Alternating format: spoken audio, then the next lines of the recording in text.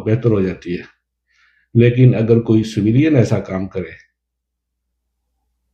تو یا تو وہ جیل میں مرتا ہے یا ملک بدری اس کے حصے میں آتی ہے.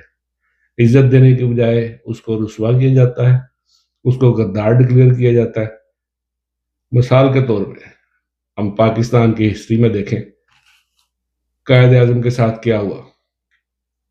کہتے ہیں جی اس کو ہاؤس اریسٹ کیا گیا، جب وہ بیمار ہوئے ایمرجنسی کی ضرورت پڑی، ان کی ایمبولنس خراب ہوئی اور بیسیکلی وہ وہیں پہ اللہ کو پیارے ہو گئے. اس کے بعد فاطمہ جناح کے ساتھ انہوں نے کیا کیا، اس کو بھی غدار ٹھہرا، اس کو اس قدر ذلیل کیا. اور مجیب الرحمان شامی کے ساتھ وہ بھی اس کے ساتھ کھڑا تھا. پاکستان کی اکائی کے جو لوگ ساتھ کھڑے تھے اس کو انہوں نے ذلیل کر کے اس کا بھی بیڑا غرق کر دیا. لیاقت علی خان کا مرڈر ہوا، کوئی اس کے بارے میں